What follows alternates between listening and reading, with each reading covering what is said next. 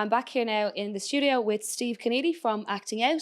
Now, Acting Out is the theatre and performance group for the LGBT plus community in Dublin. So, welcome, Steve. Thanks so much, Sarah. You're pretty used to these surroundings because this is where Acting Out rehearse. That's quite right, yeah. Yeah. What are you? So, you're doing a performance for us this evening from a poem from Dublin Pride. Is that right? That's right. We had a project in Dublin Pride called the Queer Poetry Project because we hadn't been able to rehearse in person much during the pandemic.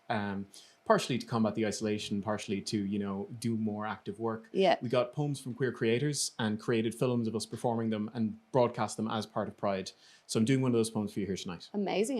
Excited about that. So you're back rehearsing and stuff, as far as I'm aware. So what's the next what's the next performance or play that you guys are putting on?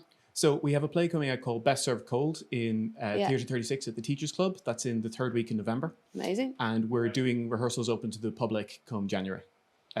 Regular weekly workshops. Okay, so people can just sign up and absolutely, open to anybody at all. Amazing. What's the is this your first then in-person performance then in the last year or so? Actually, yeah, I'd say it is. Yeah, and how do you find as obviously you're used to being on stage and performing, has it been difficult for you not being able to get out and do that?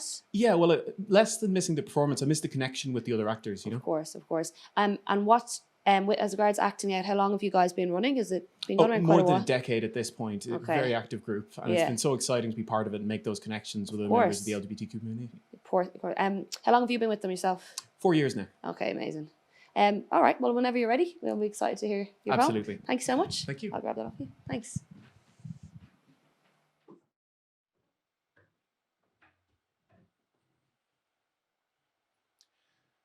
The Men Are Weeping in the Gym by Andrew McMillan. The men are weeping in the gym, using the hand dryer to cover their sobs. Their hearts have grown too big for their chests. Their chests have grown too big for their shirts. They are dressed like kids who have forgotten their games kit. They are crying in the toilet. And because they have built themselves as statues, this must mean that God has entered them. They are wringing their faces like sweat towels in the sink. Their veins are about to burst their banks. They are flooding out of themselves onto the tiles. They have turned water into protein shakes. They have got too close to the mirrors. They have got too close to the glass.